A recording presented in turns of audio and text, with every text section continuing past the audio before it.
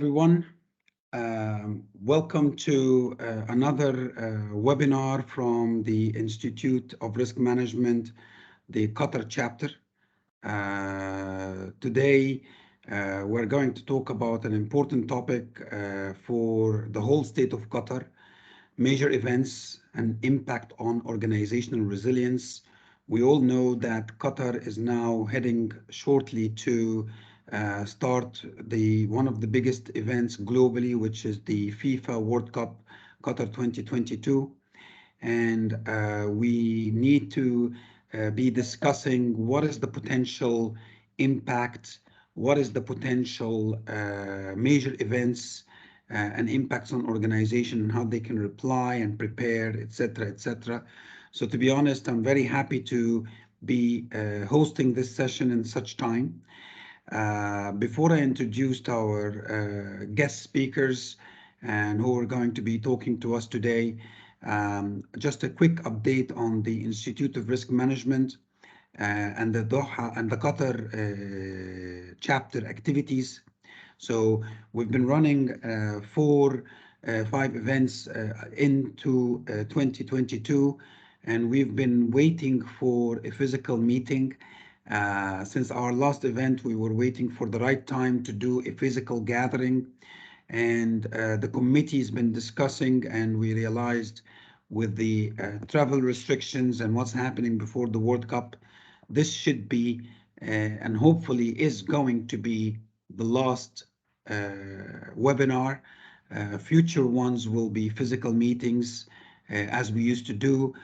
We have in our committee members people from Qatar Gas, people from Ashghal, people from another oil and gas companies who are all hoping and promising to host our future events. So hopefully our next events early next year will be physical as well. Without talking too much, I would like to introduce our speaker. Right? If you go to the next slide. So we have three guest speakers today, and to be honest, it's an extreme honor to have such experience in the room. We're starting by Daniela Follen. She's trusted advisor and the President Supervisory Board at Cirrus. We also have Alexander Larson. He is the Chair Energy Renewable Group in the IRM in the Institute of Risk Management, and he is currently VP at one of the Saudi's largest investment companies. And we also have Mikhailo. I hope I'm pronouncing it properly, Mikhailo. So he is a founder at Randuk and a former head of risk at DETEC and a former chief risk officer at Naftogaz of Ukraine. I will be happily and respectfully hosting this session, and we'll be running the QA as we go. The agenda, as you can see here, is I'm doing the introduction, which is I'm actually finishing it by now, and then we will start by a quick presentation from Mikhailo, and then Alex, and then Daniela. And then we'll be opening for discussion to go through your questions and to go through to have an open discussion. One of the things that we normally do in our webinars is that we tend to make it open discussion as much as possible, people asking questions. And this is one of the best ways to be always sharing knowledge and sharing information across experts people. Without talking more, I'd like to pass on to Mikhailo. Please, Mikhailo, to start your own work and presentation. Thank you. Thank you, Hatem. Good afternoon, everyone, once again. It's a great privilege for myself to share the floor today with these great experts in risk management. And I'm happy to start today's presentation part. My section will be more focused on methodological and theoretical approaches to risk management, to business continuity management, and basically on the resilience, how to build up a resilience of a company. So if you can go to the next slide, please. Yeah, this is just the title page of how we're going to move on. A few words about myself. Once again, my name is Michal Rashkovsky. I've been leading the risk management function for more than 8 years in different industries: energy, oil and gas, insurance, in state and private sectors in Ukraine. I got my MA and MBA in international business in Ukraine and Italy, respectively, and now I'm actively working on my PhD thesis, also in risk management. That's why I'm paying more and more attention now to methodological approaches and more holistic holistic view to add this scientific part to our day-to-day work at our place, the risk managers. And also this year, I founded the internet publishing for risk managers. That is Runderk. It's pretty simple, risk under control, Runderk. And together with Alexander Larson, we started the Extreme Risk podcast this year that is mainly focused on the risk management during the extreme situations, such as war, for example. And again, we'll share the links to all the resources afterwards, so everyone can access it at any convenient time. And also, I'm honored to, this is just the very recent news, I'm honored to be the finalist in two nominations of the European Risk Management Awards of this year. It's related to business continuity and insurance. I think this is the purest combination that reflects the resilience concept that we're going to talk about today. And can we move to the next slide, please? Thank you. Uh, just in general, to be for everyone to be on the same page in regards what is resilience, what is business and operational resilience. I consider this concept as an ability of a business to maintain a balanced development and successfully face the external and internal challenges. In simple words, today the business resilience equals the effective risk management, just as simple as that. And now I'm looking at different documents, different reports, and I found an interesting point in the Global Trends 2040 that is published by the US National Intelligence Council. And what they say is that the next 10 years will be really, really turbulent in regard of geopolitics, and it will have different implications, starting from the military diplomatic conflicts and with the technologies, cyber risks, and a threat to energy infrastructure. Um, just the very, very recent news related to the region, to the Gulf region, is the tension between Saudi Arabia and Iran that was mentioned in the beginning of this week, and it's another turn of the uh, global political turbulence. And what we see now is that we're moving from the globalization concept that we've been having, I know, in the recent 20, 30 years. And now the world is changing. We're moving from the monopolarity to multipolarity to regionalization. We'll talk a bit later in the next slides about it. But definitely, if our company wants to be successful, be profitable, and to be basically survive all these changes, all this turbulence, the resilience is number one issue prior to profit. Because today, if you are not resilient, if you're out of business, nobody cares about how much money you earn. You're just going bankrupt and full stop. And yes, and my perspective is risk management is the key function behind building this business resilience. So can we move forward with the slide, please? Thank you.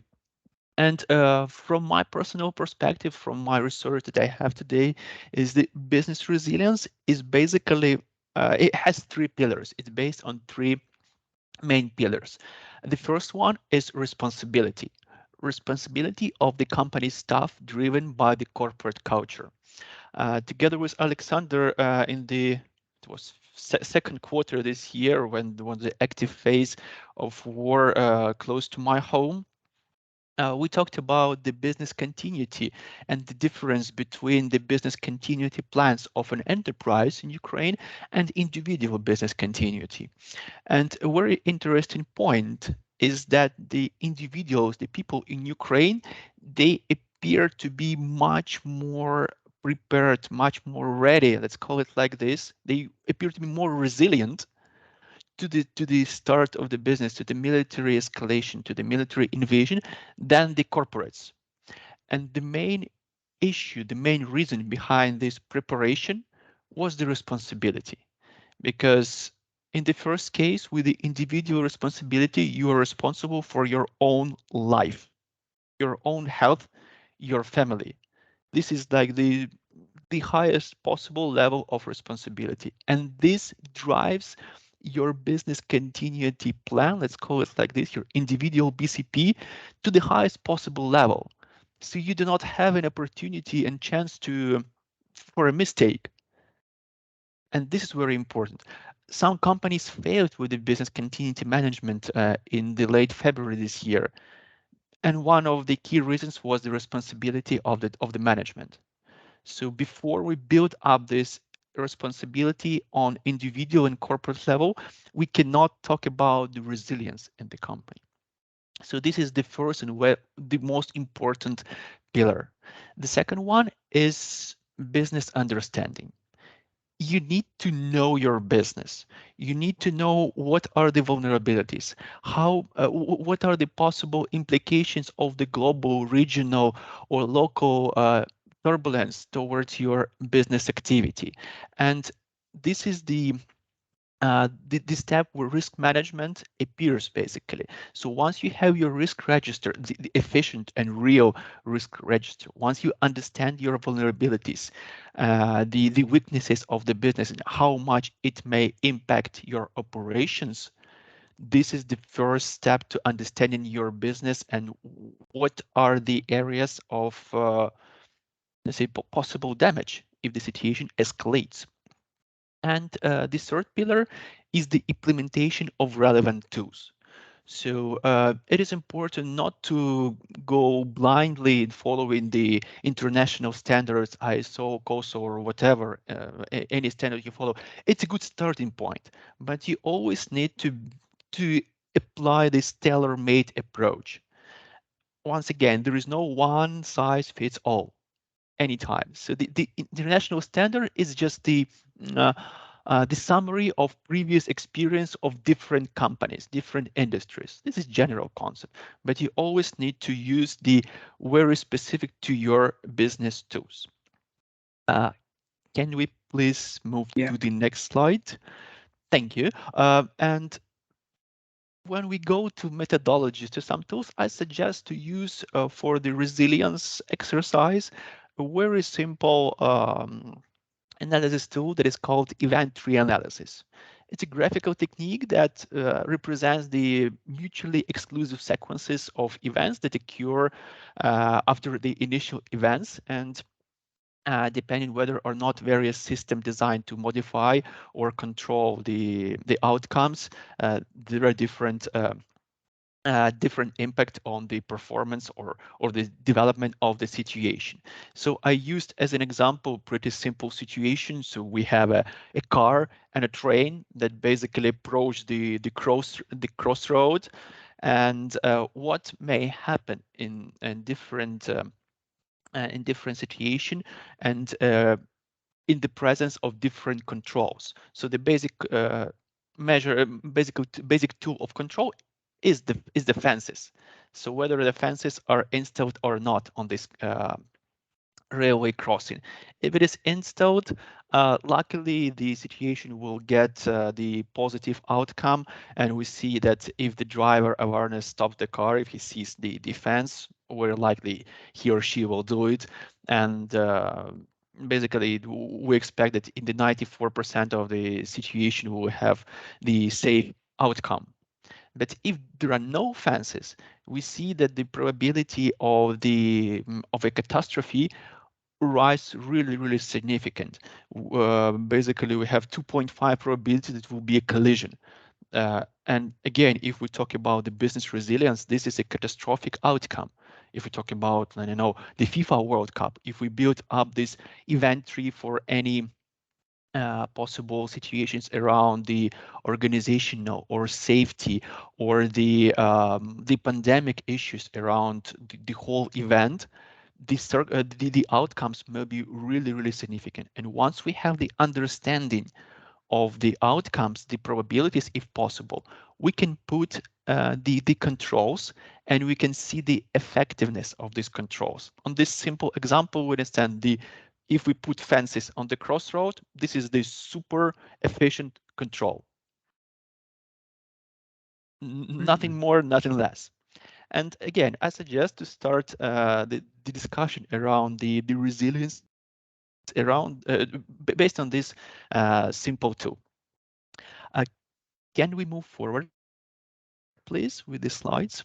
Yes, and I started my today short presentation with the global changes and the basically the new era we're going to. We're already in the beginning of this new era that started with the surprisingly with the COVID itself, because remember yourself before the, I don't know, March 2020, and think about how the situation was changing and unfolding around your personal life, around your business, around your family, etc., after March 2020.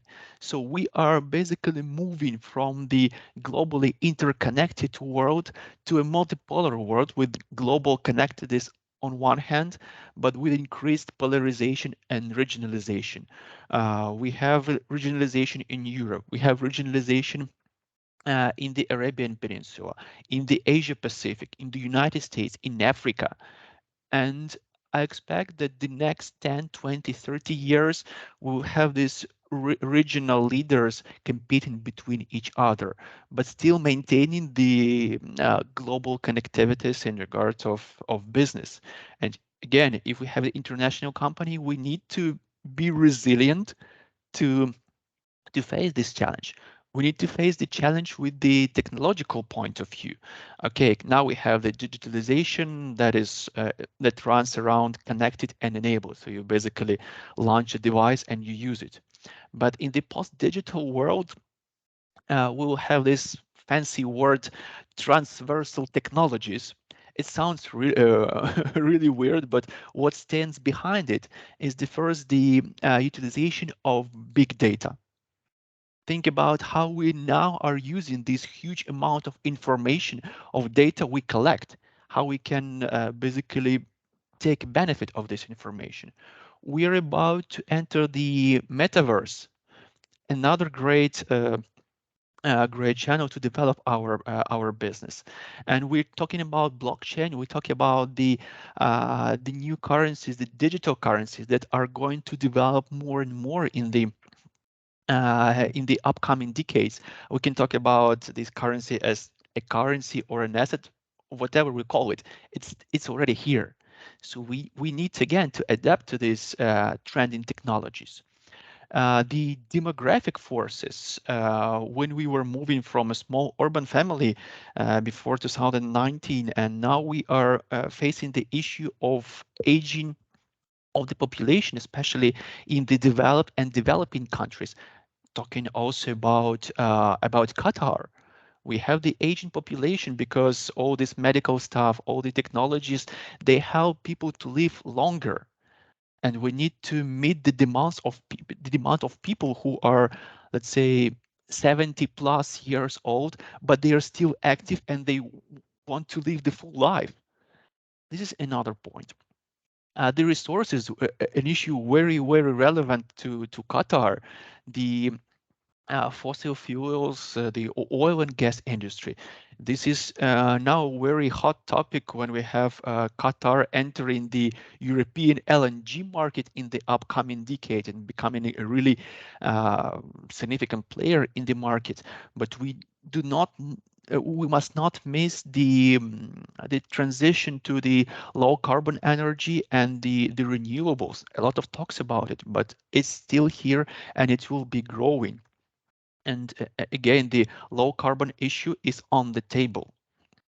And the capitalization, the growing debt that we were facing in the last 3 decades will be somehow balanced with the let's see, stabilization of this debt in the global balance sheet. So what I'm talking about is that the capitalization will be more equally spread around the world, around different economies, around different enterprises. We see new companies entering the market with new products, new services, and they require this capitalization to grow further with their development, and also taking into account the four domains before: the technology, the demographic, and the resources.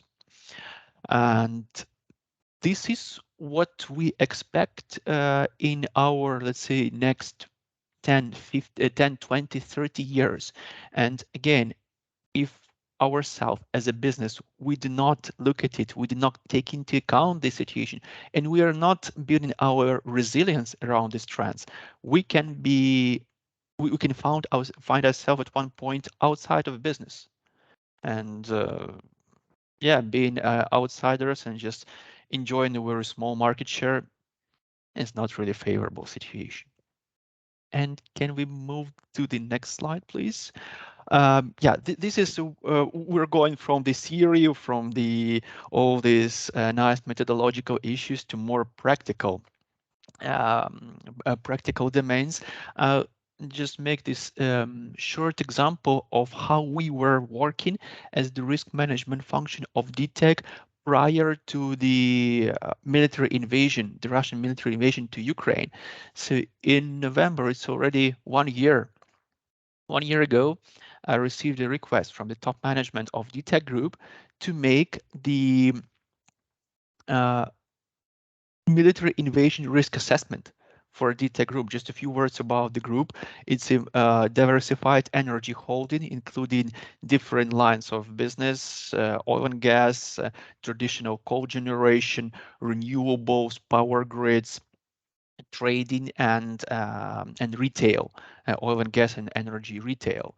So it's basically a significant amount of assets located throughout the whole country, and we needed to understand not just the risk function, but also the top management wanted the understanding how the possible scenarios may impact the business itself. So we started this outside of the box solution with first analyzing our assets throughout the country. So in this picture, in the right bottom corner of the slide, basically this is the map of Ukraine. So we allocated our assets. We pinned all the assets against the map to understand what are our let's say geographical exposure towards the possible invasion. Then the second step was the heat mapping of these assets. So basically, we use the traditional risk management heat map, but not the 5-on-5 matrix, but it was like the red section moving to the amber, to the yellow, to the green, from south to from east to the west. So as we understand, the exposure was coming from the direction of Russian borders. So we assigned a specific rating, heat map rating to every our assets to understand the differences in their vulnerabilities. The third step was to the quantification. So we use the balance sheet first to understand what are the balance value of every asset, especially the ones located in the red area of our step 2 assessment.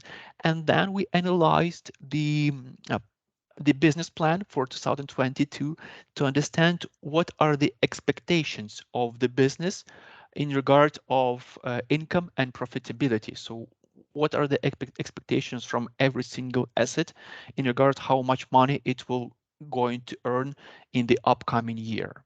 So basically we had the let's see, the structure of our assets, the vulnerabilities, and the figures. So what if we lose this asset, how much money it will cost us in respect of balance sheet on one hand, and in respect of P&L.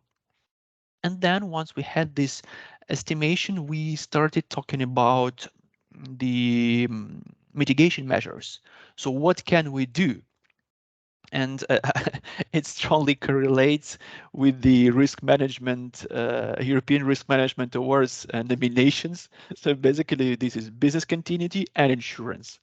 So the business continuity was a bit limited because well, the Qatar citizens, they know the situation. So if you have the oil field, you cannot move it to a different direction. If you have an oil refinery or a gas facility, you cannot put it into different place. So the approach towards this asset was to basically build the resilience and the emergency plan. So what the staff must do in case of any situation. I think Alexander Larson will give more details, more practical details in his presentation, so I will not stick in detail to at my point. And the second mitigation measure was the relocation of IT assets. So we had to move the servers from the most vulnerable areas, more exposed areas to safer areas. So we have the uh, IT continuity in place, and our IT servers are available 24 hours, 7 days a week. And the third point is the insurance. Uh, Frankly speaking, we didn't manage to get insurance, the military and political violence insurance for all the businesses, naturally, but some of our assets had this in military damage insurance in regard of property damage and the business interruption.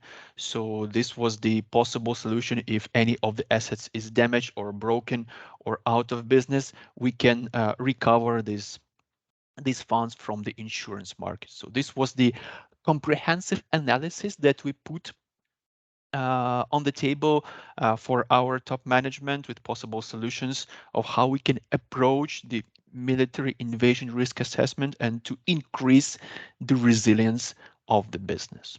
And just to short comment in regards of the scenario input. There are always available information to build up scenarios. I just put these three examples, which we were referring to when preparing the assessments. The first one is the letter to the President of the United States from the Congress that were pointing out the increase of military presence of the Russian forces in close to the border in November last year. The second one was Fitch ratings, basically that were incorrect because their assessment in December last year was the basic scenario, no war. So they were considering how's it called, the likelihood of military invasion, the full-scale military invasion, as not likely. On other hand, we took a look at the German newspaper. It's not a German periodical Bild.D that in December last year they made the analysis and they put a scenario that was 70% correct, in fact. Frankly speaking, we use this scenario as one of our scenarios when talking to our top management. So we're discussing, you see these arrows and all these possible directions of the military invasion, specifically naming the months, the February this year as the invasion starting date. So sometimes the information, the available information online is very relevant. You need to find it. So this is the task. And can we Hello, please? this is actually very impressive, and actually should be its own webinar. Seriously, Thank- like the work that you've been doing here and all of the information that you've been sharing is very cool. Um, I'm actually, I'm not interrupting, I'm sorry, but like I just want to remind that they still have two other speakers and we want to move to yeah. them. And we also want to be able to ask a question about this impressive analysis and work that you've been doing. So if we can conclude to this so we can pass on to Alex and still Danielle, because I'm sure there is going to be pool of questions coming to us with all of this impressive information. Yeah, no problem. It was just one slide left about the risk management concept, but I think we'll share the materials afterwards, so Excellent. the participants will be able to read it. Yeah, so thanks a lot for your time. I pass the floor to Alexander. He has really great insights to share. I remember we were talking a lot about it, so thank you for your time, and we move forward.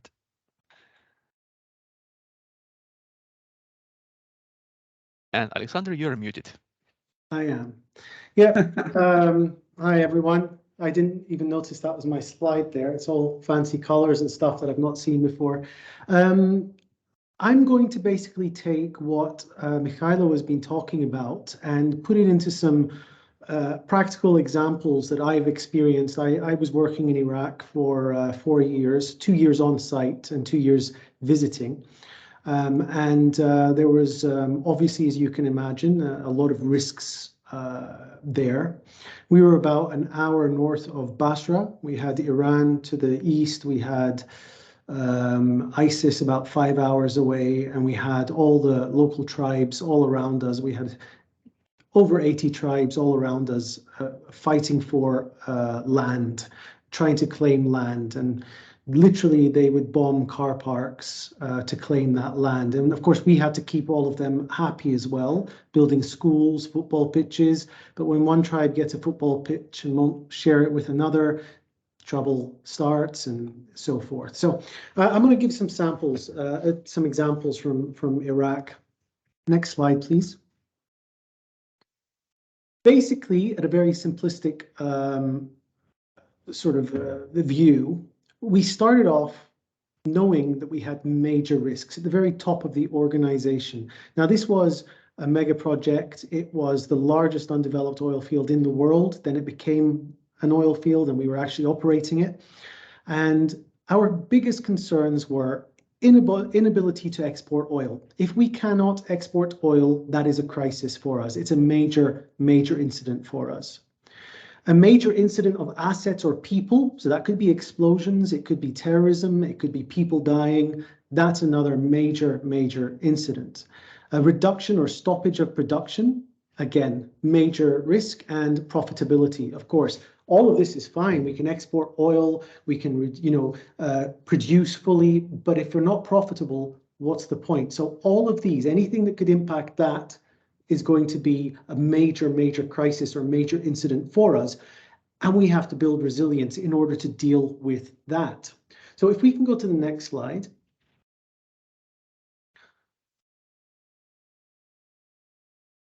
So we had to build resilience. And how do we build resilience? There's several aspects. The first aspect is risk management. Obviously, I think Mikhailo pointed it out very well there, that risk management is the key driver of resilience. And there's other aspects that fall within that, but we'll talk about that. But essentially, we're talking about risk management. And how do we approach that?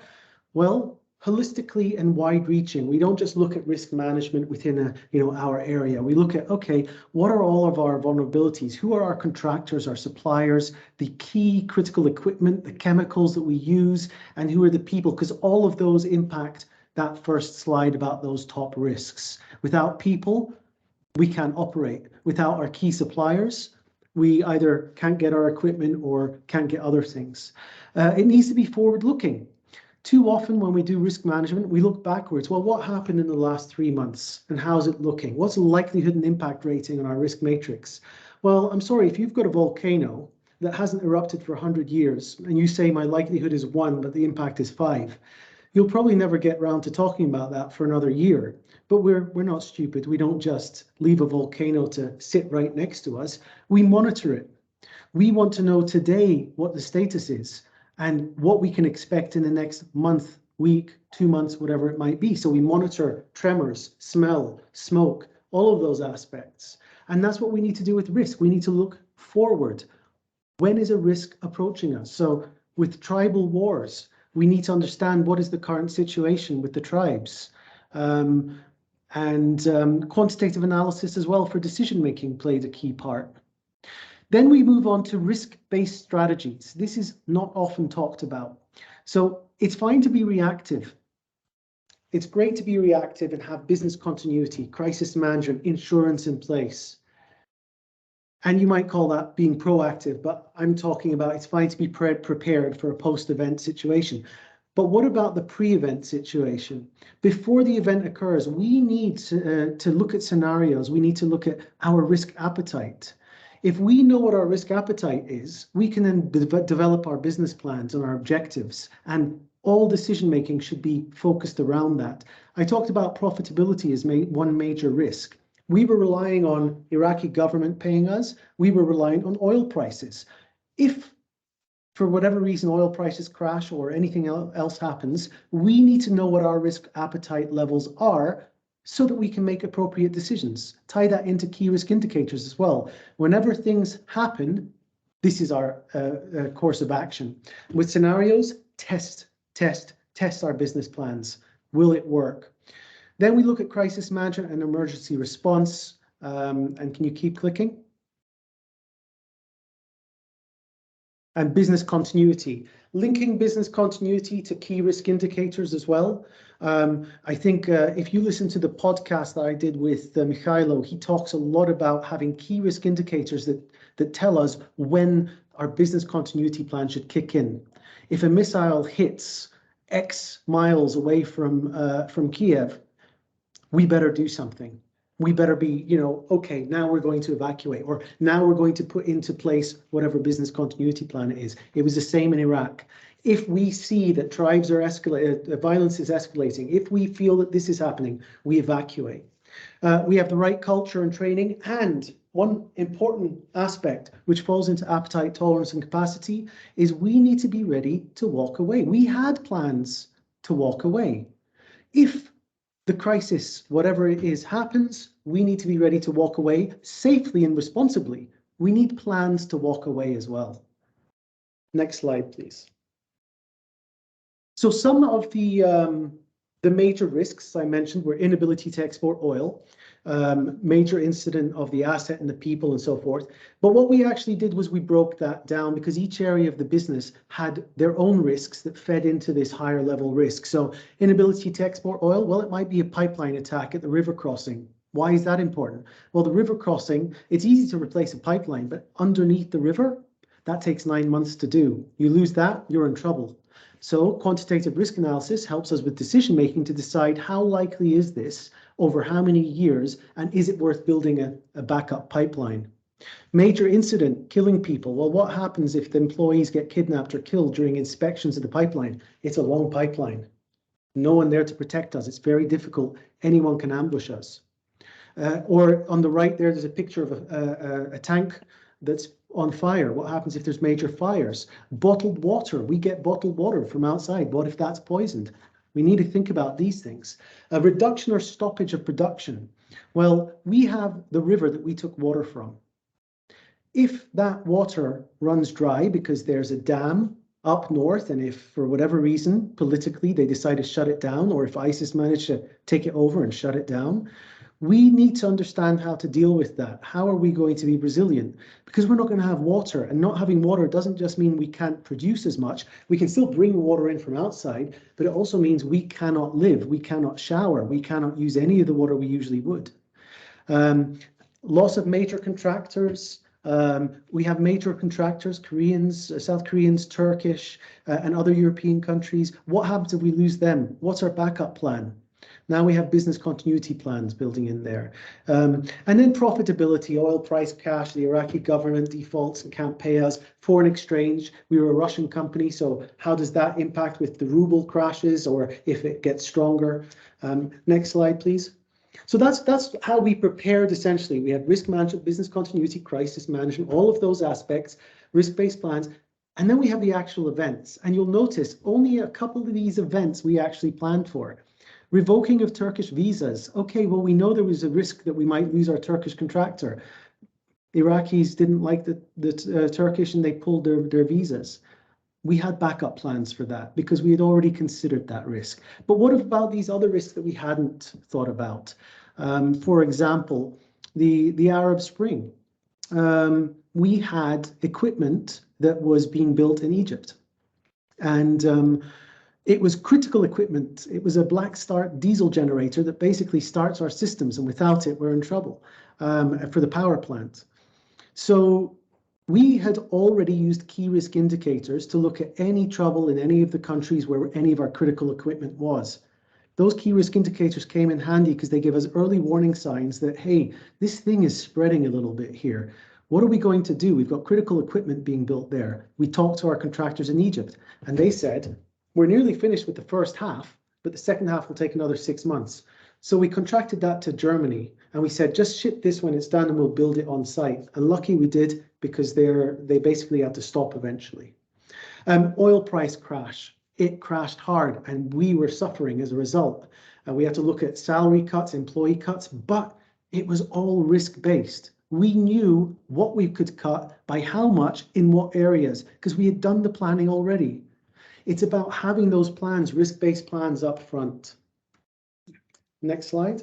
I think that might be it. Yeah, that's just the Extreme Risk podcast where Mikhailo shares so much amazing information about what happened. There's 4 episodes and each one is brilliant. He has so many amazing experiences and how he used risk management to actually, deal with both personal side of things, but the business side of things as well.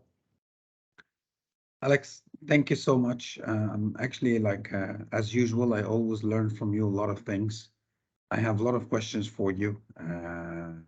Very impressive ideas that you've shared, especially the invocation of business continuity plan through KRIs.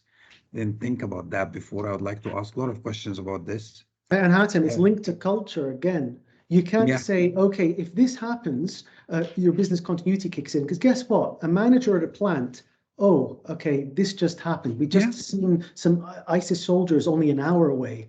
Should I pull out? I'm not going to wait. Trouble if I pull out too soon.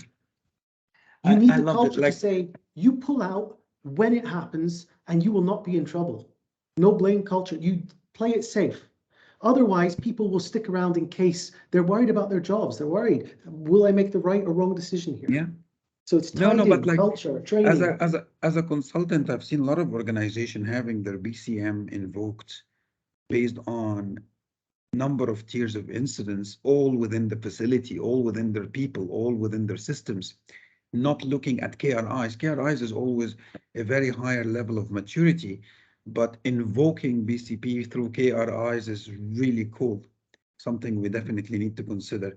I'm gonna ask all of the people in the call, please prepare your questions. I have my own, but I wanna move to last but definitely not least speaker here today, Daniela, and hearing what she has to hear about her own experience as well, before we can open for an open discussion, because personally I have a lot of questions for you, Alex and Mikhailo, and I'm sure the people on the call also have a lot of questions.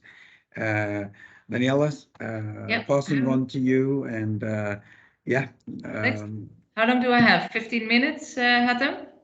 15 to 20 minutes, because I think we will go slightly beyond 6 with all of the questions, because to be honest, I'm kind of thinking this was like 3 webinars instead of one. I agree, actually. Very impressive, Mikhailo and Alexander. I asked Rian if I can move it myself so I can speed up. Yeah, thanks. Okay, so I'm moving the slides, right? Yeah. Okay, good.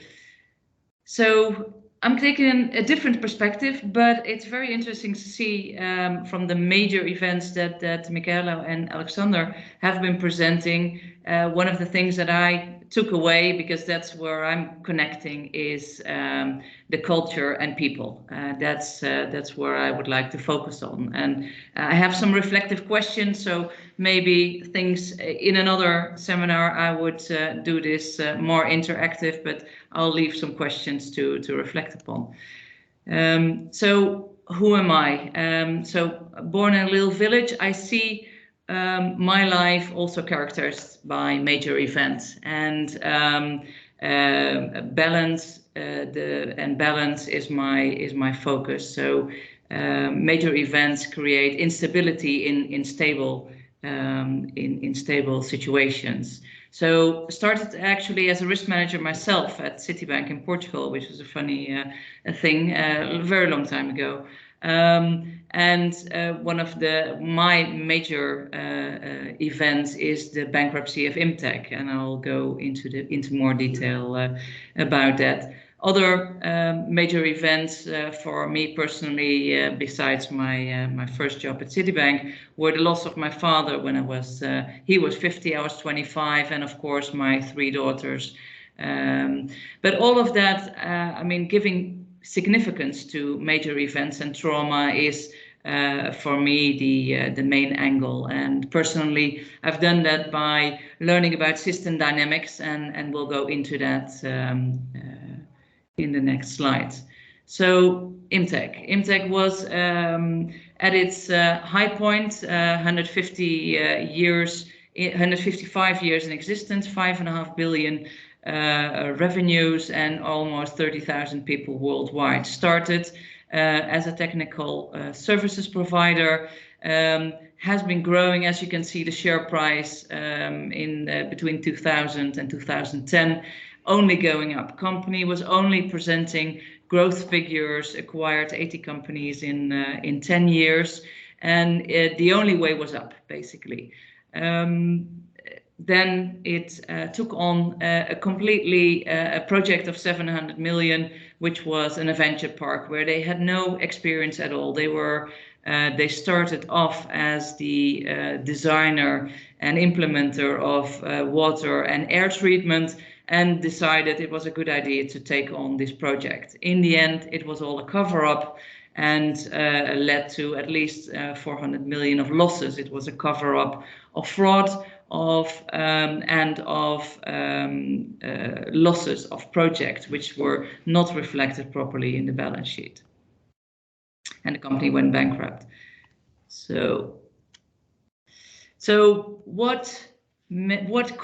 why could such an event happen to bring a group down between 2010 and 2015? In 5 years, a 155-year-old group went bankrupt. So what kind of culture could lead up to that?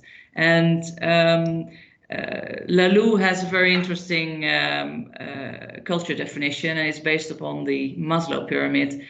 So in evolutionary model, which is basically scaffolding experiences from earlier years into current years. So starting with tribal organizations, which were led by a strong leader and led by power and fear. So command of authority is very important.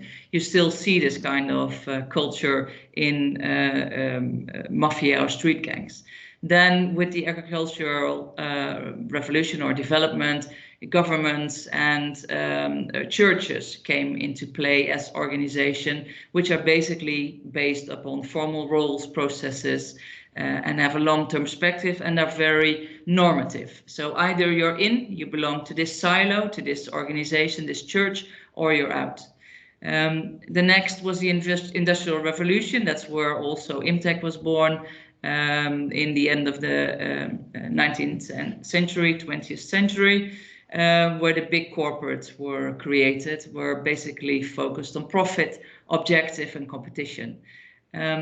Later on, we have the family-owned company, family-oriented companies, which not only look at profit and shareholder, but look at a more balanced organization, focusing on stakeholder and empowerment of groups. And finally, looking at corporate cultures, which are more, in my opinion, more resilient and less rigid, are the tile organizations, such as Patagonia, who are really network-based. So they are looking at self-organized, self-managed cells of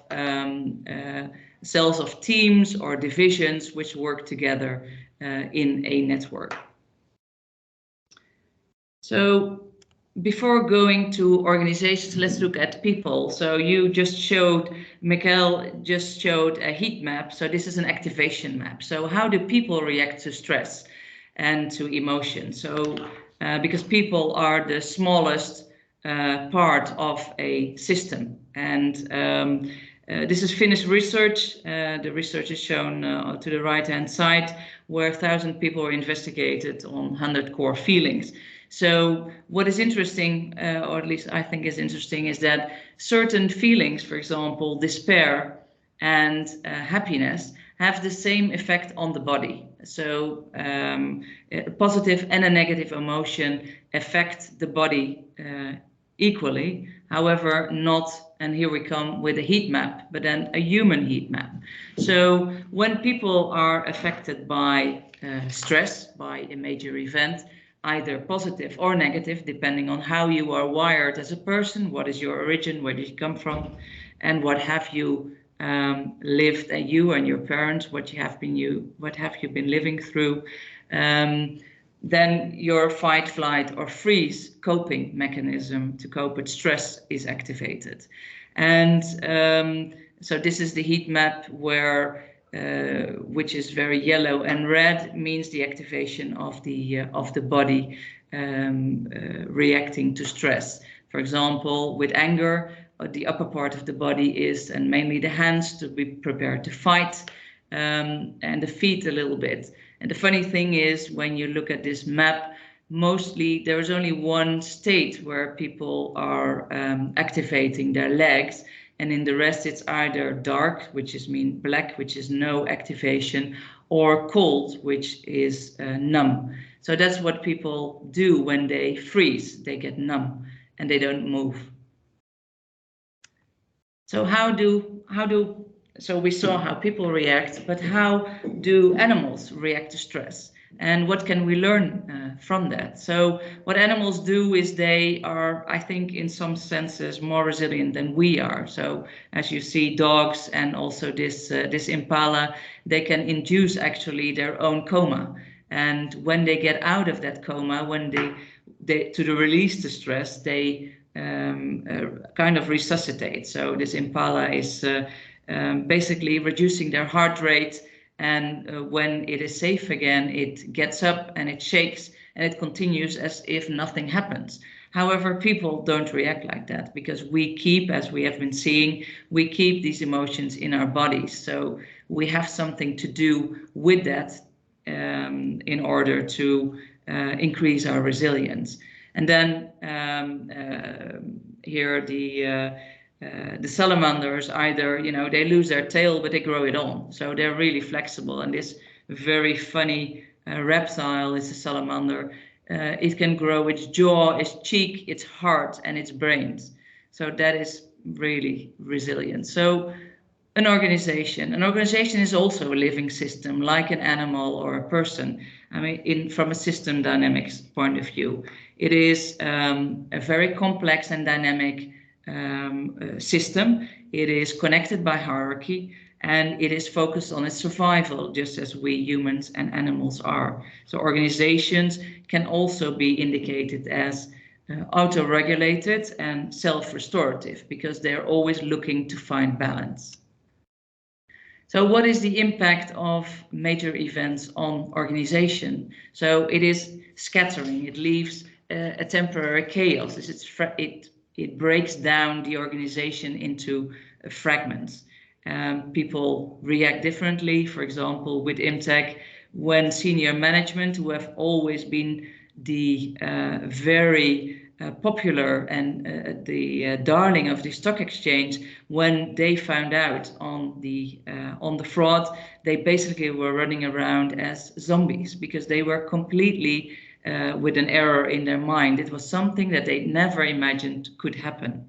A system also has this capacity, as the animals, to regenerate itself, and we're going to talk about that in a little while. So how can we see when organizations are affected by trauma or by major events? So we can see it either above the iceberg on certain KPIs, so the conscious KPIs, so churn, incident frequency, not a high satisfaction. In the case of Imtech, the first sign in 2011, when you see also the share price dropping, was when the working capital was increasing too much and was basically showing that there was a problem in the balance sheet.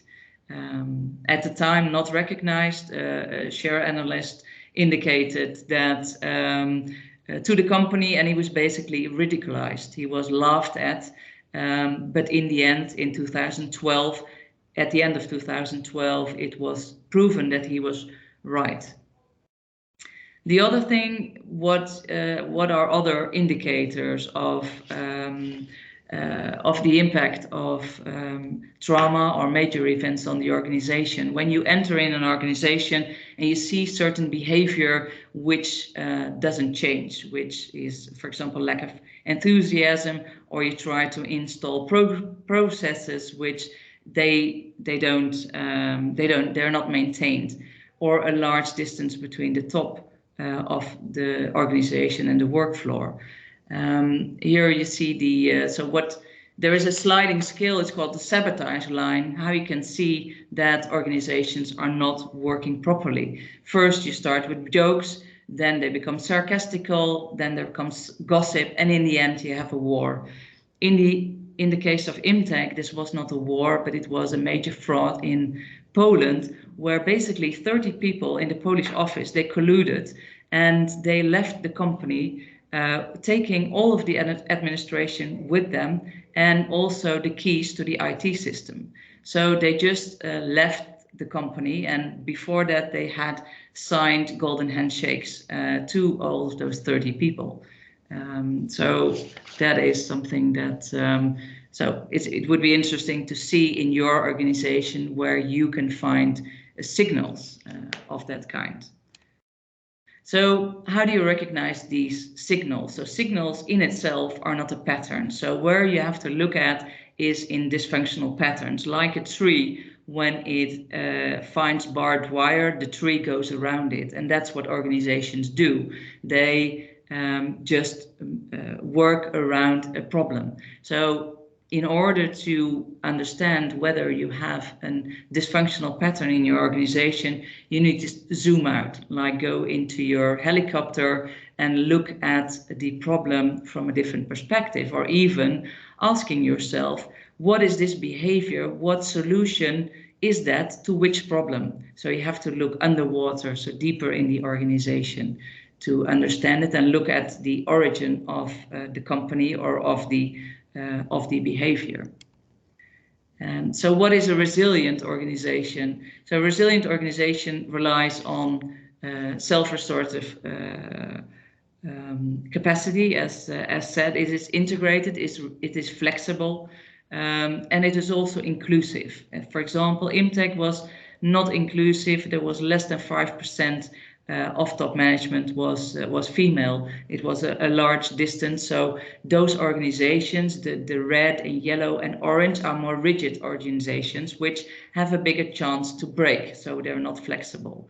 And they're a combination of hard and soft skills.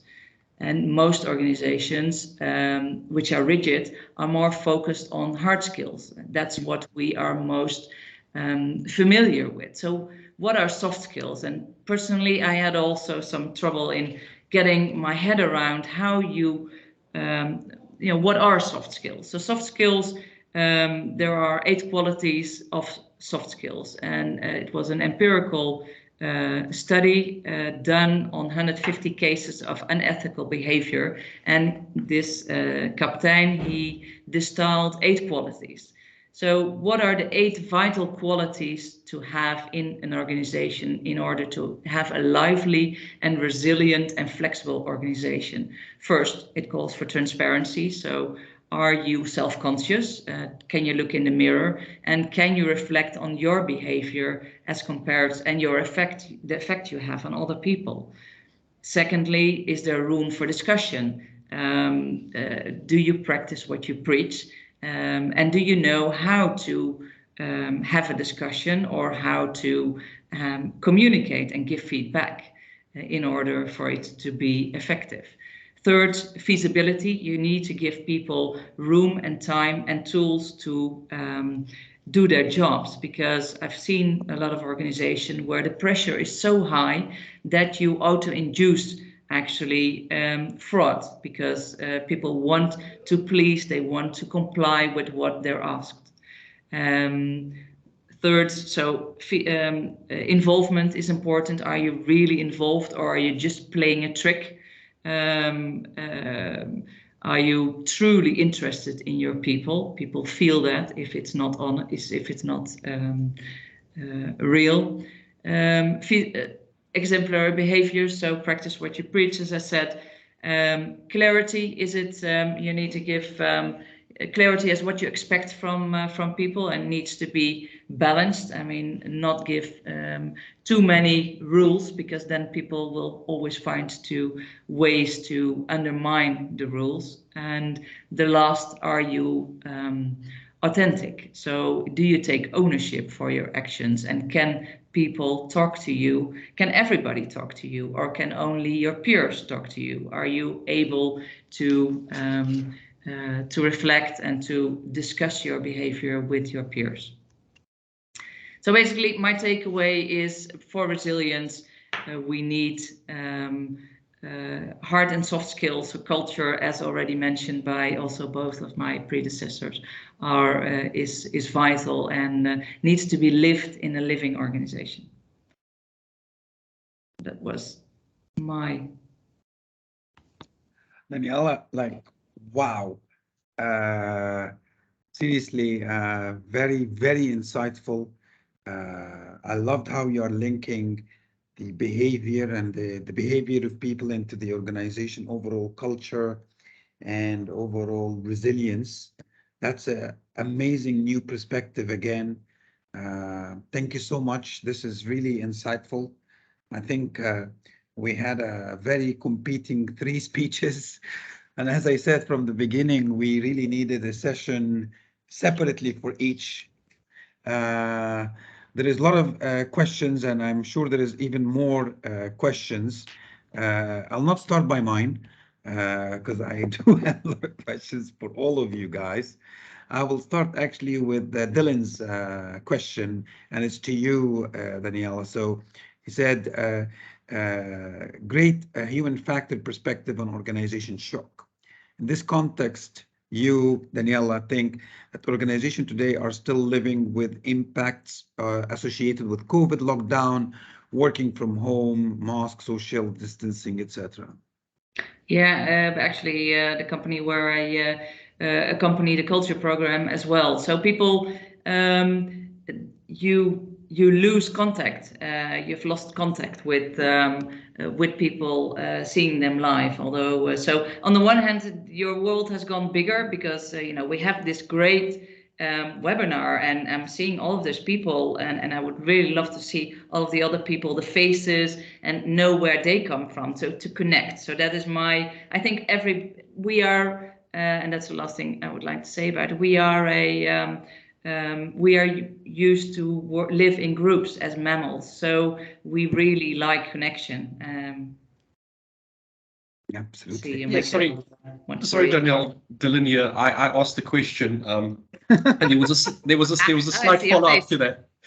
You need to ask the question yourself, Dylan. It's no open discussion. Please go ahead.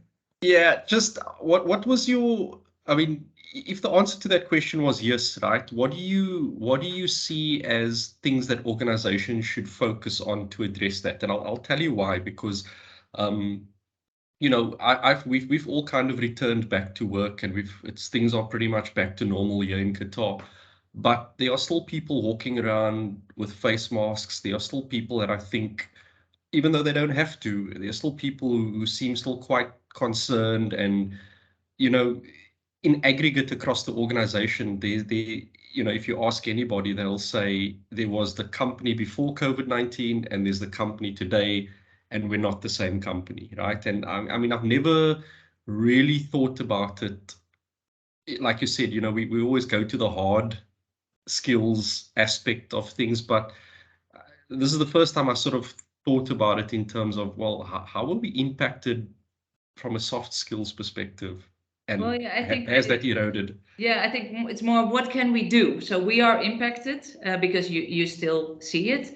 And what we do is that we need to spend time on talking together and talking in the team about how we work together and how are we together. And then basically go back to the past. Where did we come from? What happened?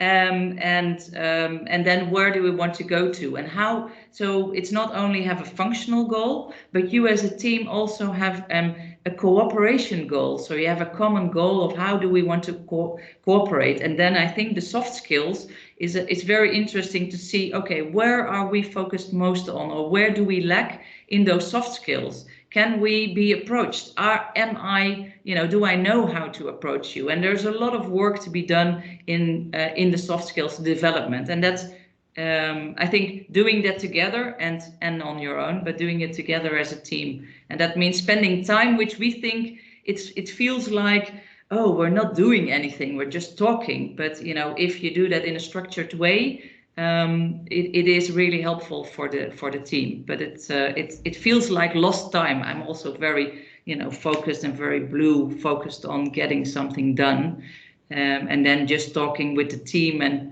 bonding. It's not really. It's also the bonding. So losing time basically. Yeah. It's not losing.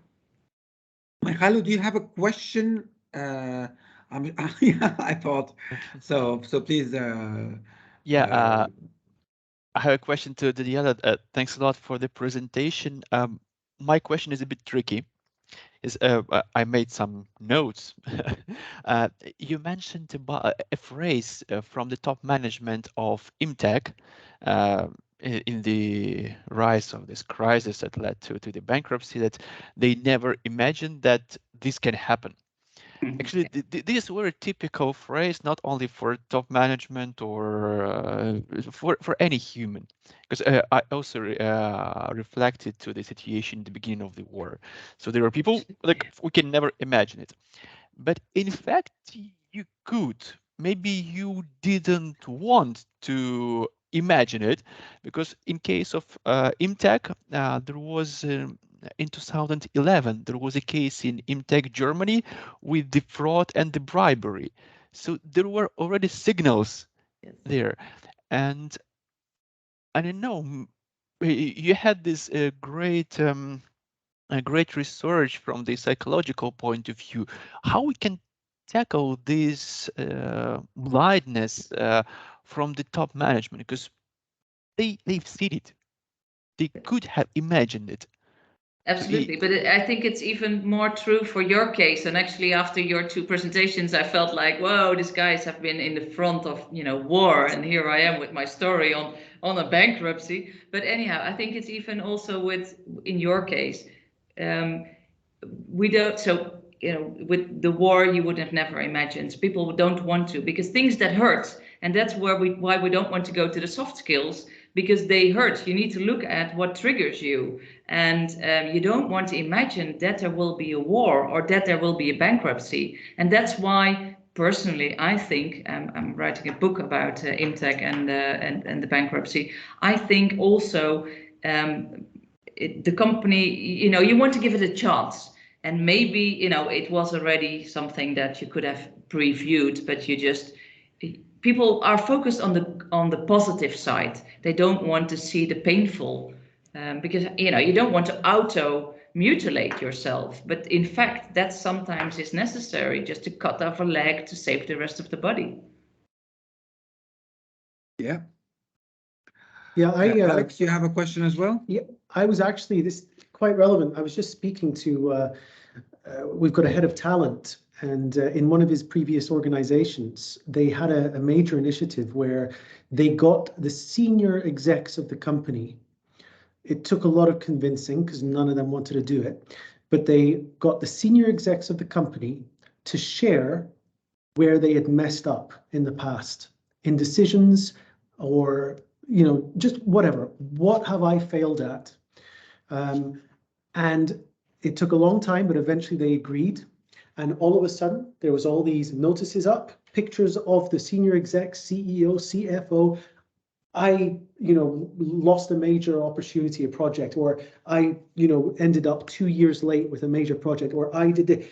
And the idea was, if they are sharing this, then the whole organization can feel more comfortable sharing their own learning experiences, because that's what essentially they were trying to get at. Stop worrying about the negative. It's all learning. We can move forward and learn from it, and it has to be a positive.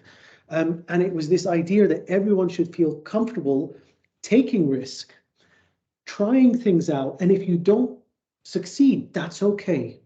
And so it was really a mindset they were trying to drive so that they wouldn't be blind to things, because a lot of the time we're blind because, well, if we admit that this might happen, then it's essentially on me because it's on my watch. Even if it's out of your control, people might start looking at me negatively, and you need to get away from that. And he said it was really interesting to see how the culture started shifting a little bit, because I think you have you had a good example of how leaders have to sort of, you know, they have to, it's not just talk, they actually have to walk the talk.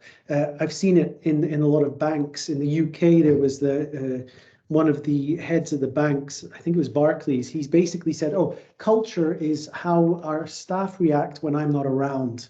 You know, they should be behaving well, you know, even if I'm not there. A year later, he's in court being asked, why did you fix prices? And he's like, well, everyone else was doing it.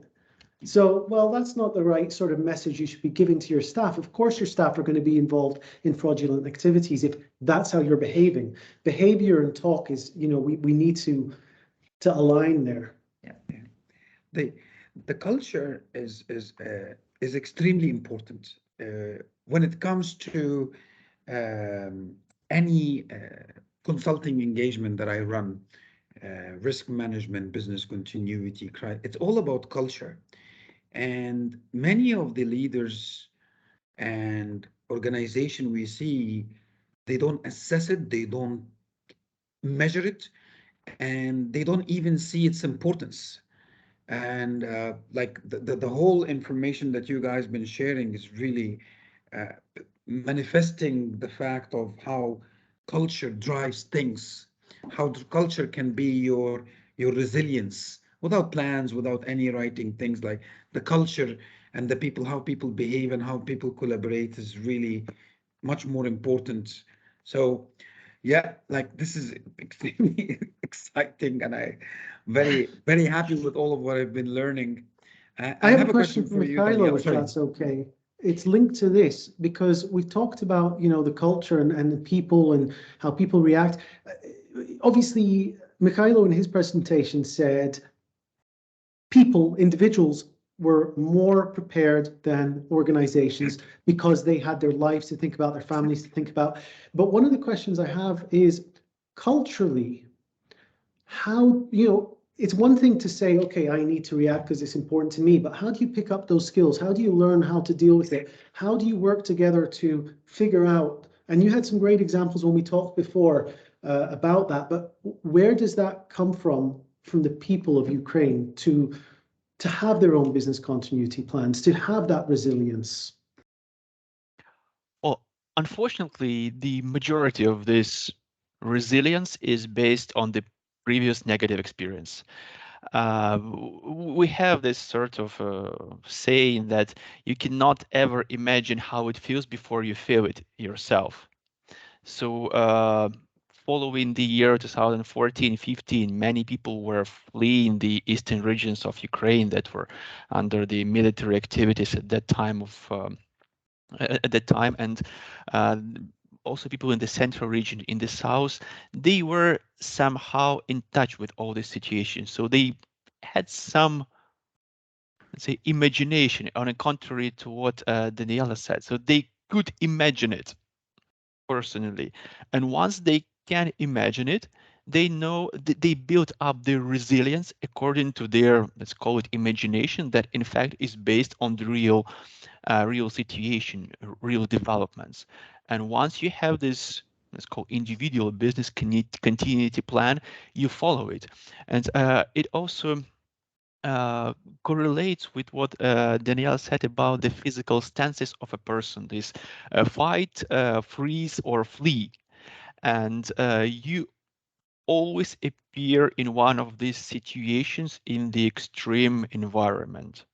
And the worst, I think, is the freeze, because you don't know what to do.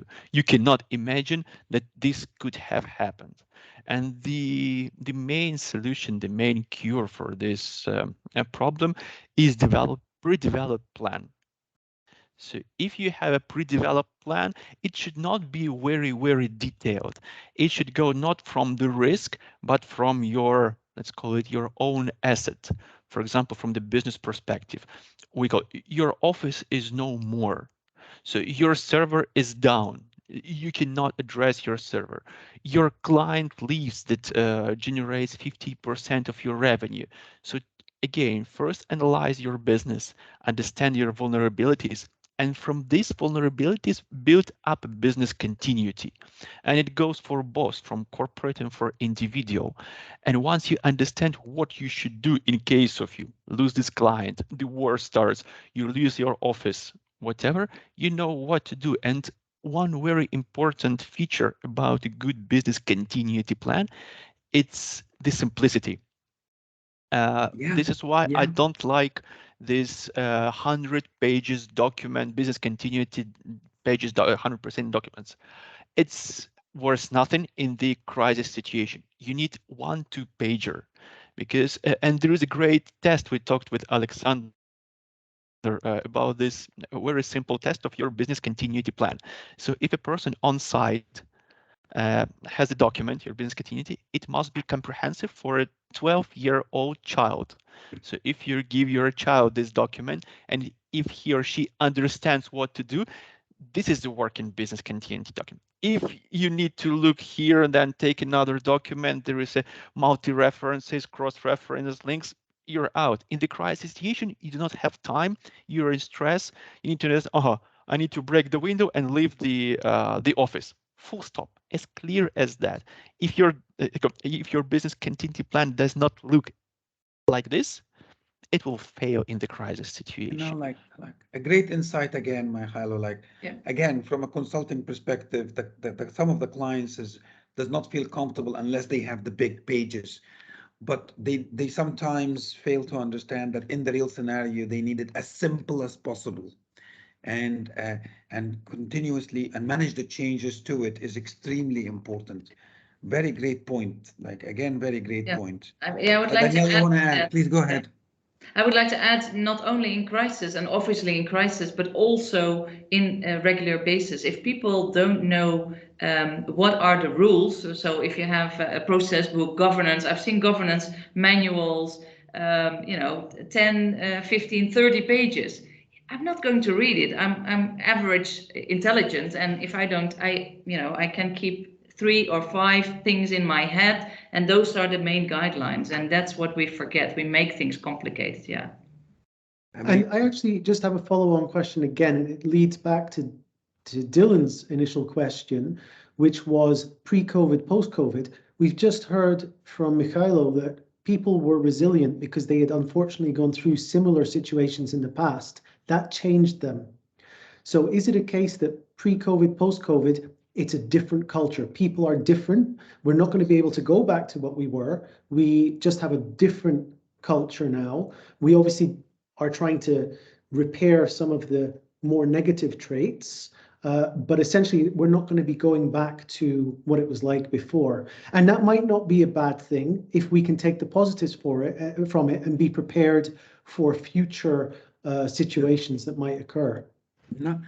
Adding to your point, excellent point, Alex. I'm not here like a social scientist or something, but people tend to forget why they are doing habits. So yes, I totally agree with you. Beyond COVID, the culture change is not going to go back. We're, we're, we're not going to reverse what we are starting to build the new habits, but people will forget why they are doing it. And the resilience culture that people are now have into their thinking, working from home, all of these way of thinking, they will just forget why they were doing that, and maybe the culture will not be effective. Again, I'm not a social scientist to say anything like that, but I just reflecting on your very, very good points. I have a question for Daniela. I've actually written it. I think my grammar in English while I'm writing is horrible. So back to your point in the soft skills and the technical skills. Simon Singh talked about this, and he mentioned that 99% of organizations are evaluating the technical skills, how good your numbers, how good you're doing your job, but they never evaluate the soft skills. And he gave this example. I'm not sure if you're aware about this U.S. Department of Defense, and it's obviously most of the organization reward based on technical skills, even if in his own words, and please don't be disturbed, like even if is the guy who's taking the best rewards is the asshole in the organization. So back to your very excellent point about the soft skills, about the resilience culture, etc., etc. How can we measure and improve this tools and like, because this is extremely important, and I don't think people are thinking about it enough or doing it enough. So what can we do to focus more on soft skills, Yeah, that's focus more the on funny these thing, things? because it's not about human doing, it's about human being. So it's more what you are. So I think what we can so looking at the tile organization, the network organizations, that's, I think, so making sure that you create responsibility low in the organization. So I think the tile organization is not a hierarchical pyramid. It is a more a network organization. So I think that is the structure, because a network organization, in the end, Imtech went bankrupt, but the holding went bankrupt, Germany holding went bankrupt, but all of the subsidiaries, 90% survived. So they are still continuing doing business. And that means that, you know, the cells of the organization continued. So it means giving people responsibility, ownership of their own areas, and challenging them for that. So, but giving them room within parameters. And what we tend to do is that we give control as one of my core values as well. Control and liberty and ownership. Those are my core values. And if you put them together, and you can do that in processes, in power of attorneys and delegation of authorities, you can embed that in processes. But I think give people room, responsibility, and challenge them on their ownership. And do you measure that at the end? Do you have a measure of where you are from where you want to reach? Well, there are some, if you look at patterns, you can see what patterns are there, and you can analyze organizations from, there is something like, it's called energy field analysis. So you look at various aspects of the organization and you rate the organization. That's what I'm doing actually.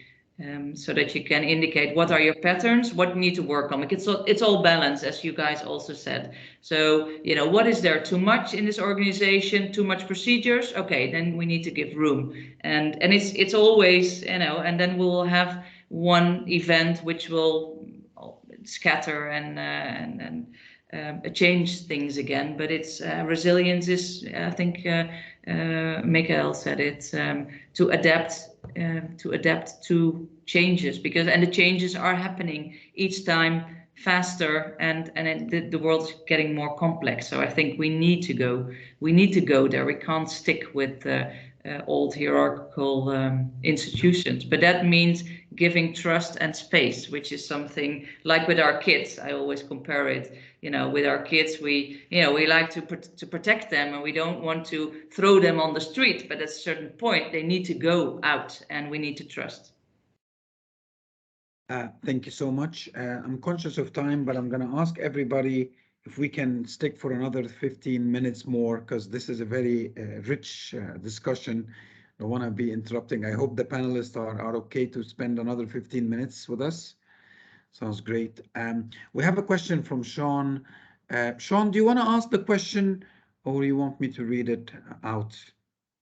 I think Mikhailo had something to add as well. Just I know. before. I know. Okay. Yeah, mine, I don't think it's a question. I think mine is just a rambling of statements. So I'm talking basically I'm talking about what Mikhail was talking about, resilience. And I mean, just to start off with that first pillar, responsibility. And after some thought, it's kind of akin to what I've been thinking, but it's more about responsibility in the sense of the larger the organization or the body, the harder it is to move in unison in a specific direction. Small cells can respond quicker to certain things than larger items. And why is that? Decentralization, autonomy, and speed of communication. The human body is a pretty good example of that. The brain is the central decision-making process. And your arms, your limbs, your cells, your red blood cells, your lymphocytes, all those things work autonomously. However, information is moved very quickly from the decision-making to the next place. And full, complete information. Now, what we see in organizations is information is held amongst the elite six, the C-suite, and is disseminated very poorly down to the lower levels. Therefore, you don't get that efficient movement of information, and the guys at lower down level do not have autonomy to make decisions because of the bureaucracies in the systems. So that may answer the question about why organizations didn't respond quicker than human beings or families or individuals. Second point is the interest. The interest of the individual, in my opinion, he's got a vested interest in his life and his family and everything else because he directly benefits from it. We who work don't have a vested interest in the organization. We may receive a salary, but the successes of the organization do not pour onto the people who work for the organization, but the pain does. And if the individuals had invested interest in the organizations, like they were all shareholders, all owned a share, 2 shares, whatever it is, that there would be that sense of self-preservation because I have a vested interest in this occurring. So there's that little consideration we have to think about when you talk about humans and organizations. The third thing I was thinking about is when it comes to resilience, it's a learned thing. It's a learned, acquired thing. And again, the human body is the perfect example for this. Constant exposure to small little things allow you to build antibodies. And how do you build those antibodies? Again, it goes back to communication. The cells have got autonomy to do certain actions, full responsibility, etc. But information is passed all the way back to the central organ that then disseminates and spreads it to everyone else. Okay, very fast, very efficiently. And when something does happen, they don't learn specifics. And we have a problem in organizations. We're very, very, very specific. We want to talk about specific incidents, specific things that have occurred, specific events, instead of getting the generic structure of what we're looking at, which is, let's say, an antigen, get that antigen and replicate it across the whole organization, where if we see something that looks like a duck, it may not be a duck, it quacks like a duck, we assume it's a duck and we take action immediately. And that's what the body does very efficiently. And somehow we've divorced ourselves and we've locked ourselves in the whole lot of bureaucracy and all this other stuff to try and find, processes, procedures, and everything else. and taken away the autonomy away from the people who can actually do something. We've minimized the information spread. We've slowed it down. We've created a whole lot of barriers of bureaucracy to make specific decisions. And if you don't get the right approvals, you get penalties, etc., etc., etc. So this is where everything falls down when it comes to organizations and stuff. And in a way, that's how I think resilience is built. This, Alex, would be part of the introduction to that paper that I've been owing you for a very, very long time. I was going to say this, you should just written that down. You just write it down. You didn't need to tell us all of this. Just write it down for the article. Yeah. But like So- I agree, and the bureaucracy and the too much detailed descriptive step-by-step stuff. And to be honest, it's even more relevant to the Middle East. Correct. I've seen Now, this here much more the norm. Like organization, especially big organization, will not proceed without a very descriptive, very bureaucratic procedures that is bottleneck all over its place. And I think connecting with what Sean said and what Daniela said about like the give them room, trust them. The values that we talked about is like we need to let them have room for innovation, and this is not happening here. Correct. I remember I actually had a conference. I was speaking in one of the conference 3 years ago, and I was talking about auditing culture, and just nobody was responding. To be honest, like this is not something that they want to think about. They don't want to see what is their culture. Kind of like they don't care. We're gonna follow the steps. We're just gonna be there. So yeah, very interesting I think again. people don't take it- Michailo, sorry. People don't take culture seriously. That's the No. problem. They think it's No. this thing. They don't, if you know, I mean, what drives performance? People do. What drives risk? 80% is human in nature. If we think about it that way, culture is everything. Exactly. You talked about, no one's going to read a policy that's X pages long or a procedure. And that's why Deutsche Telekom, they basically created an app, which was an escape rooms app, that basically they were rolling out a whole strategy across Europe. And the only way they knew people would actually read that strategy and read that approach is if they made it into a competition where you won prizes every week, try to get out of this room with questions and puzzles based on certain parts of the policy that they released over time. And then at the end of it, you get a grand prize on top of that, because they understand people don't read things, or if they do, they're not going to take it in. It's about understanding as well, who are your people? Are the people we are recruiting fit for our organization? Are they driven by money? That's fine if we're driven by money. Or are they driven by being able to try out new projects and get involved in stuff? Because we're a creative organization. That's who we're looking for. Who do we need to recruit? And it's those soft skills that are important as well, and personalities. Sorry, Mikhailo, I think. No, it's absolutely spot on. It's like how many scales we test skills versus how many scales to test the attitude and the behavior and the values of the people. Not only from recruitment perspective, Alex, at all of these stages of the people inside the organization, and always people is the biggest asset. And yeah, passing on to Michailo. So I think you have a question, a point to add. Please go ahead, because we have a lot of questions again on the chats, and I don't want to go Basically, beyond I have both 6:15. the comment and a question. The first one is the comment that resonate from what Daniela and Sean have said, is the decentralization. I think decentralization, smart and healthy decentralization, is the key for resilience. And just a short example to add in this regard is the battlefield and the Ukrainian army. It's very and smartly decentralized now. That's why it gains success against the Russians that are very bureaucratic and Soviet-like. We've seen the witnesses, and they had this small division of like 10 people, military division of Russia. They had 8 paper reports. They just captured it. It's different 8 paper reports.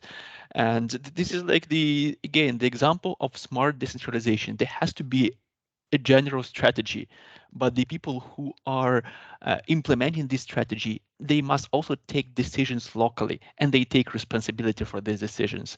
And in this way, they act much more faster and in a more agile way. And this, in the end of the day, gives more success. And a question to Alex. You had this great example of building this business continuity blended together with risk management and the key RIs.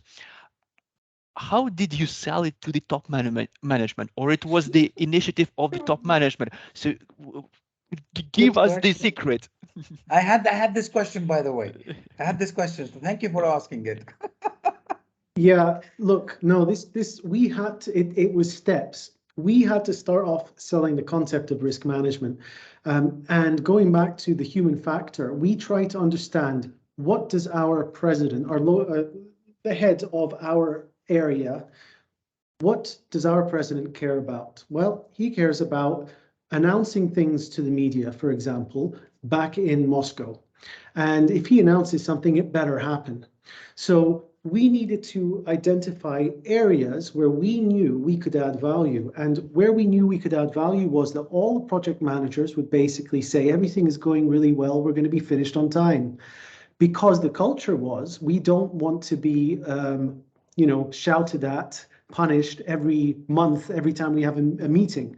We'll just keep saying everything's going well until the end of the year, and then we'll get the big stick once a year. So, but unfortunately, then the president gets all the wrong information. So he's being told, we're going to be finished in a few months. Great, I'll announce it to the media. Risk management comes in and says, according to the data, and we explained, because we've been doing schedule risk analysis. And we did get a little bit of a fright because they said, I don't like what I'm seeing, and you're in trouble if this is wrong. But we weren't wrong, luckily. The schedule risk analysis, that was the culture, but the schedule risk analysis was pretty much accurate. And as a result, we're coming to you from now on. I don't want to hear anything from any of the project managers. I just want to hear from the risk team. From there, we were able to build up. Okay, I told you about this pipeline that went underground, under the river. We did a quantitative risk analysis to say over 15 years when we own it, before we hand it over to the Iraqis, what could go wrong? Terrorist attack, accidents, leaks, corrosion. And we pumped in all of this by talking to engineers and talking to these experts, and ran an analysis that basically told management the cost of building a second pipeline isn't worth it, because over 15 years it's so unlikely to happen. So risk-based information, something they'd never seen before, and something that they could fall back on if they took a decision. So they started gaining confidence, and that's when we started looking at, okay, well, you want us to cut a budget? Why don't we look at it from a risk-based perspective? You want to do this? Let's do it from a risk-based perspective. And they just started listening. We sent a report to Moscow, so the big company and the big president, and it was a risk report for our asset in Iraq. And in that report, we had little cats, little black cats, tiny little black cats spread through the report. And he came back to us and says, I really loved the report. And we were like, yeah, okay. He's like, but what were the cats all about? And we said, oh, okay, you've read it. And he's like, okay. No one else had noticed those cats, but he had. And then he realized who was reading the reports and who wasn't, and he liked it even more. You need to be creative, and you need to touch on what's important to people and what their drivers are. And slowly we started getting that. And with the sophistication, we had the business continuity plans, we had risk management. And by the way, we already, look, oil and gas companies focus on KPIs. And I'm talking about at our operational level. Okay, what are each equipment is measured for reliability, right? So we had a central area that dealt with KPIs. I spoke to them and said, would your software be able to track key risk indicators as well as your KPIs? Because in a lot of cases, KRIs are KPIs as well. Think about when you're driving to work. If you want to get there on time, you need to look at your KPI, which is the speedometer. It's also a key risk indicator. If you go too fast, accident will happen. Too slow, accident could happen, or something else bad. The police will stop you because you're driving dangerously. So that KPI can also be a KRI. And then you'll have individual other KRIs that aren't KPIs, but they have the ability to track it on their system. So I asked them, they said yes, took all the pressure off me, and we had a sophisticated system to track KRIs, and we just linked that back to business continuity plans and everything. From a strategic perspective, we're already looking at how many bombings are happening in each region and each part of Basra. So we're already aware where things are escalating. We got reports. How can we take those reports and automatically link them into our KRI system so that we're tracking it from their websites and we're getting this dashboard up automatically? And they just bought into it. It was just something that they could see the value of. Alex, great answer. I'm gonna add to this, but like it's really very clear. I think one of my own personal perspective, regardless of risk or internal audit or anything, at the end of the day, senior leaders and people at the top are only interested in value. So patience, being very structured in what you're doing and giving them this value. If you are giving them value step by step, they will give you the attention that you need. So like I think Alex made it very clear when he saved the company a lot amount of money when it was a risk-based approach for this pipeline that they want to build. Okay, they have to listen. Who wouldn't listen to such great value coming to them from a department? Imagine From they are risk, always. sorry, one thing to say there, from a risk perspective, we always think we need to go in with, oh, this bad stuff is happening. The CEO doesn't want to hear what he can't No. do or she can't do. They The want to hear CEO the wants to know, noise. what can I do? And that's where we need to go in with the positive side as well. We could save money and put it here, or we could do this. We're over controlling this risk. Just like Danielle was saying, we're not giving people room because they're spending their whole day reading policies. Forget that. We need room there. So actually you can save people some time, for example. It's not just about saving money, it's about saving time. It's about efficiencies. Let's not overcomplicate things because risk has both sides of that. Money is the easiest value, but there is a lot of other values. And if you focus on delivering to senior management this value, by time, they will give you the trust and the power that you need. So I'm sure a lot of risk managers here in the room are facing challenges, not being supported. You just need to be patient, showing them value step by step until they give you more and when you attention. say patient, patient indicates sort of sit back and wait for it to happen. No. We need to keep pushing. Keep pushing and pushing. No. But yes, I mean, patient like, from the perspective of it's going to take time. You're going to have to exactly. keep going back. Keep going back. You need Force to keep. yourself to the table. Don't wait to be asked to come to the table. Force No. yourself. I throw the question back to Mikhailo because I remember, Mikhailo, you said yourself that you had been asked by senior management to run these war risk assessments. Where's that coming from? Because that's Exactly. pretty impressive. Like, when does risk management get dragged into a crisis situation saying we need your help? That happened. How did that happen, Mikhailo? Well, actually, we definitely followed the way that you described. This was just the approach I was using. So we started as the second line of defense risk management, the classical one. So we're doing the risk register, the reports. We included it into our business plan of different lines of business. I mentioned we had 6 lines of business. And then after one cycle, after the second cycle, we started to understand the business. We started to understand the vulnerabilities. We started knowing the people who are responsible. It is very important. You know who is dealing with that, who can give you information, whom you can ask for a question or a suggestion, where you can go for an advice. And once you started, you drive this information throughout your risk management department, you are becoming the internal consultant.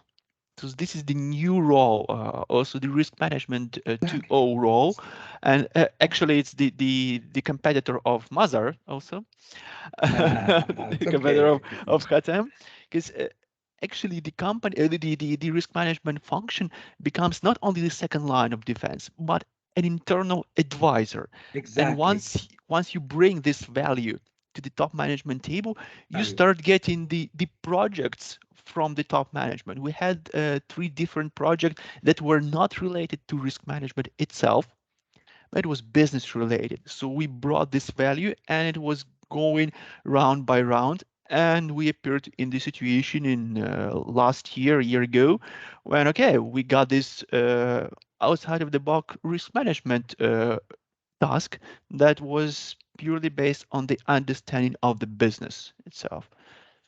Yeah. Great point, Mahalo. And actually, thank you, Alex, for fixing my point as well.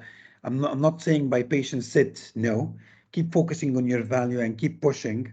But I mean, patience is that the response from the senior management and the leaders, they will not give you their trust and they will not give you their support from the first time. You need to show them value first, constantly, and then they will start pulling you in exactly like Michailo did. Guys, like we're trying to wrap and we can't, and there's a lot of good questions here. So I'm gonna end with the last questions from the excellent question from Amir. So and then we hopefully can wrap up. And he was talking about the soft skills and its Yeah. importance, and it's I very did important. answer Amir. So yeah. So Okay. because I also Oh yeah. need to leave. So yeah, I think Alexander's suggestion, being open, talk about what didn't go Exactly. wrong, what went wrong, and creating that open culture, and particularly in risk. I think it's important because then people, everything, all examples will spark other examples, and yeah, I think that would be a great starting point. Daniela, thank you so much. Guys, before we finalize, we always end up with a smiley picture for everyone. So asking all of the people in the call to enable cameras and have a photography. I'm gonna take it by Snapchat, snipping tool. Okay. Uh, I would because like And have also- seen the people before. yeah, they should actually have done that. But yeah, so Next time. can you And guys Hassan, enable cameras, please? Enable before we cameras. finish, can I also just encourage people to please listen to the Extreme Risk podcast? It's on Apple, Absolutely. Spotify, all of these podcast places. The stuff that Mikhailo had to share was just brilliant. There's 4 episodes just with him talking about some amazing stuff on risk management, business continuity, and what happened in Ukraine. It's just brilliant. Absolutely. I will be sharing the stuff, Alex. So it's a very important thing. You're absolutely right. So, guys, can you please final count to smile? So I'm going to be counting to 3. Don't mess it up this time. Don't mess it up. Sean, you finally have good lighting. I'm sorry. You finally have good lighting in your Is this you saying that I'm lighter today? Is this you saying that I'm lighter? Okay, Sean. Okay. Every There are people who time. are listening to us for the first time, so let's not give them bad impressions. So, so guys, please smile. Lovely faces.